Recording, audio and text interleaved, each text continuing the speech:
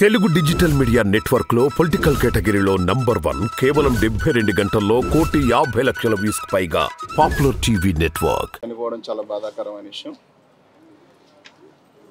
చనిపోయి రెండో రోజు అయినప్పటికీ కూడా ఇంకా కూడా టీడీపీ దాహం తీరినట్టుగా సోషల్ మీడియాలో వస్తున్న పోస్టులు ఇప్పుడు కూడా చూస్తూ ఉన్నాం. అంటే చనిపోవడం కరెక్టే, చచ్చిపోతే మాకేంటి అనే భావంతో వాళ్ళు పెడుతున్న పోస్టులన్నీ కూడా కనిపిస్తూ ఉన్నాయి. పూర్తిగా ఇదంతా ఎక్కడ నడుస్తూ ఉందంటే ఒక సామాన్యులు కార్యకర్తలు చేసే కాన్సెప్ట్ అయితే అంత దారుణంగా మాట్లాడరు.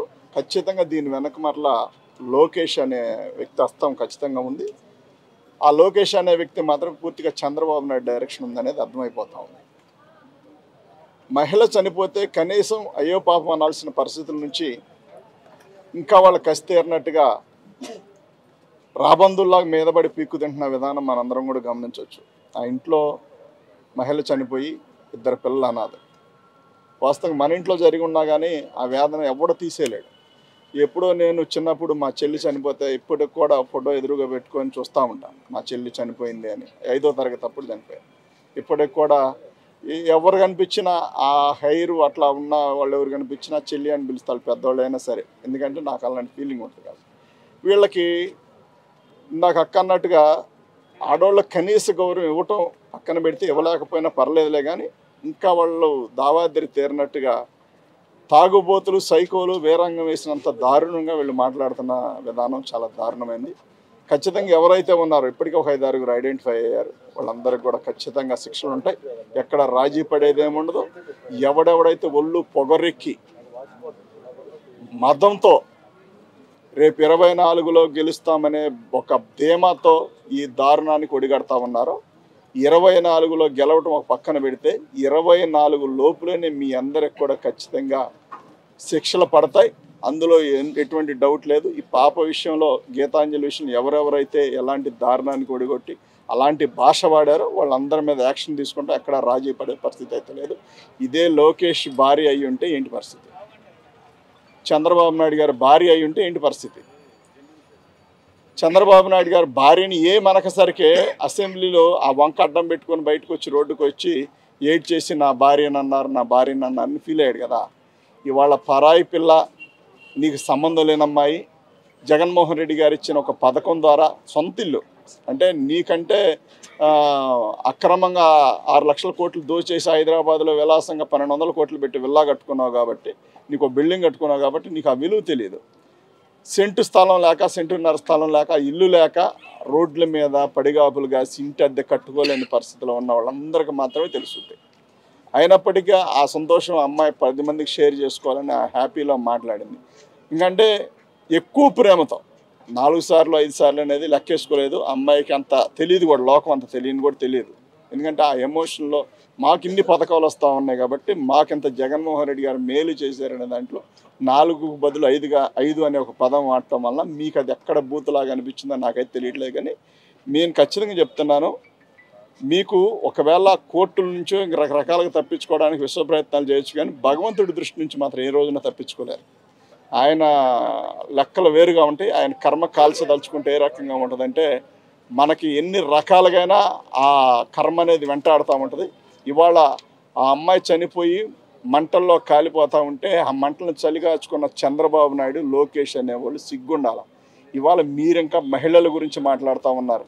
సిగ్గు శరం సీవినెత్తురు అనేవి వదిలేసి బతుకుతూ ఉన్నారు ఆడపిల్లల విషయంలో. మీరందరూ కూడా ఇవాళ మహిళలు ఎవరైనా, వైఎస్ఆర్సీపీ మహిళలు ఎవరైనా సరే ఒక పోస్ట్ పెడితే దాని కింద మీ ఇష్టానుసారం కామెంట్లు, నేను చాలామందికి నేను కూడా కామెంట్లు పెట్టే మధ్య నేను అదే చెప్తా ఉన్నా, మీరు ఫేక్ అకౌంట్లు కాకుండా డైరెక్ట్ అకౌంటు తీసుకొని కనుక వస్తే మీరు స్వచ్ఛందంగా తల్లిదండ్రులకే పుట్టారని ఒప్పుకుంటాం. కానీ అడ్డదిడ్డంగా పుట్టిన ఎదవలు కాబట్టి ఇవాళ ఈ అమ్మాయికి కర్మ పట్టించి, అరే ఒక పేద పిల్ల ప్రతి వాడికి బతకాలని ఉంటుంది. ఆలోచించుకోండి, ప్రతి ఒక్కడు కూడా బతకాలని ఉంటుంది. బ్రతకాలి, కొన్నాళ్ళు పట్టిన ఆ కోరికలు ఇవి, కారు కొనుక్కోవాలి, బండి కొనుక్కోవాలి, నగలు కొనుక్కోవాలని ఇట్లాంటి ఆశలతో బతికే ఒక అమ్మాయిని, పేదంటి పిల్లని చంపేశారు కదా.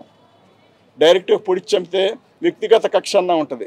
మీకు జగన్మోహన్ రెడ్డి గారు ఒక పథకం ద్వారా అమ్మాయికి మేలు జరిగితే అది మీకు నచ్చక మీ పైత్యం అనేది తీర్చుకున్నారంటే ఎంత దుర్మార్గం ఆలోచించండి. ఆ పాప చనిపోయిన విషయం మీ ఇంట్లో మీకు అమ్మ అక్క చెల్లి ఉన్నారు, యాదృచ్ఛికంగా ఎవరైనా ఒకళ్ళు చనిపోయి ఉండొచ్చు, మేము చనిపోవాలని కోరుకోము వాస్తవానికి.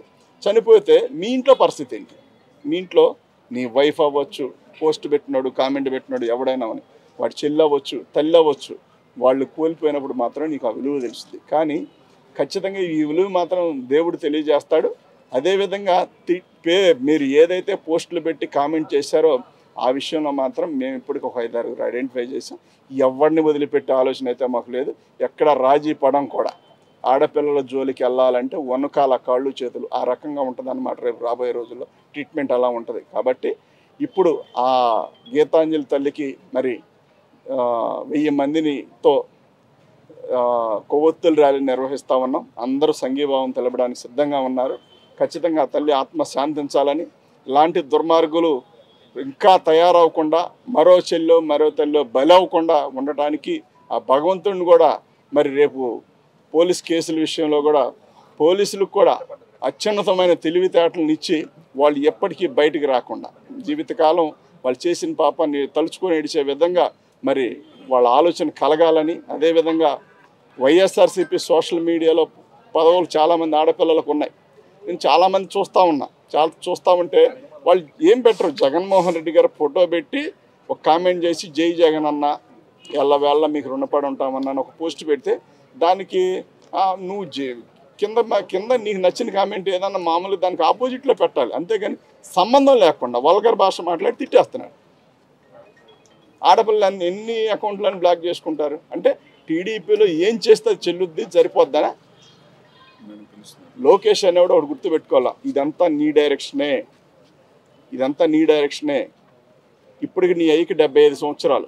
75 సంవత్సరాలు అయిపోయినా ఇంకా 4-5 ఏళ్ళు పోతే మంచాన పడతాడు. అప్పుడు నీ పరిస్థితి ఆలోచించుకో ఒకసారి. అన్ని రోజులు నీకు మీ నాన్న కాపాడుతాడు, వాడు కాపాడుతాడు, వీడు కాపాడుతాడు, చట్టాలు కాపాడుతానని అనుకుంటున్నాను. ఒకవేళ ఖచ్చితంగా ఏదో ఒక రోజు దీనికి పర్యవసనం అనేది చూస్తావు. ఖచ్చితంగా శిక్ష పడే విధంగా నీకు కూడా అతి త్వరలో కూడా నీ పేరు కూడా ఎఫ్ఐఆర్లో చేర్చిన ఆశ్చర్యపోవాల్సిన పని లేదు. ఎందుకంటే పూర్తిగా వెనకమ్మరులుండి కథ నడుపుతున్నది నువ్వే. కాబట్టి సోషల్ మీడియా ఐటీడీపీ అనేది ఏదైతే ఉందో అది పూర్తిగా నువ్వు రన్ చేస్తున్న ఫేక్ అకౌంట్లే. నీ కుక్కలో ఎల్లో డాగ్స్ అన్నీ కూడా యూకేలో యుఎస్లో అక్కడ సంపాదించేసుకుని అక్రమ సంపాదన లగ్జరీ జీవితాలకు అల్లపడి ఇక్కడ పేదవాడి గురించి పనిచేసే జగన్మోహన్ రెడ్డి గారి మీద కామెంట్లు చేయటం, అదేవిధంగా ఆ పార్టీ సపోర్ట్గా ఉన్న ఆడపిల్లలపైన మగాళ్ళపైన కామెంట్లు చేయటం. కాబట్టి మీ బతుక ఏంటి అనేది ఏంటంటే మీరు 10 మంది బతకాలని కోరుకోరు. మీ సామాజిక వర్గంలో మీకు సెల్యూట్ చేసేవాడే బతకాలి, మీతో ఉన్నవాడే బతకాలని కోరుకుంటా ఉన్నావు. కాబట్టి ఖచ్చితంగా ఇది ఏదో ఒక రూపాన పాపంని చుట్టుముట్టుద్ది. ఏదో ఒక రోజున బాధపడే రోజు లోకేష్ అనేవాడు కూడా కుమ్మిలి ఏడ్చే రోజు. ఇవాళ ఎవరైతే వాళ్ళ ఇంట్లో కుటుంబ సభ్యులు ఉన్నారో పసిపిల్లకి వాళ్ళ అమ్మ చనిపోయిన సంగతి కూడా వాళ్ళకి తెలియదు. వాళ్ళని అడుగుతా ఉంటే చిన్న పాపను అడిగితే ఏమో ఎక్కడికో వెళ్ళిందని చెప్తుంది వాళ్ళ అమ్మాయి. అంటే వాళ్ళ అమ్మ చనిపోయిందని కూడా వాళ్ళకి తెలియని పరిస్థితి. ఇంకా కూడా మీరు ఆ అమ్మాయి మీద పడిపోయి అమ్మాయి మీద ఇంకా పోస్టులు పెడతా ఉన్నారంటే మీకు సిగ్గు, ఆత్మాభిమానం, ఆడపిల్లలు మీ ఇంట్లో ఉంటే ఇకనన్నా ఆపుతారు. కానీ మీరు ఆపట్లేదంటే ఖచ్చితంగా అవన్నీ మీకు లేవు. కాబట్టి రానున్న రోజుల్లో మీ అందరిపైన చర్యలు ఉంటాయి. కాబట్టి ఎక్కడ కూడా రాజీ పడకుండా జగన్మోహన్ రెడ్డి గారు మేమందరం కలిసి అయినా సరే ఈ విషయంలో ఎక్కడ రాజీ పడం, మరో మహిళ టీడీపీకి బలి కాకుండా చూసుకునే బాధ్యత మేమందరం కూడా తీసుకుంటాం.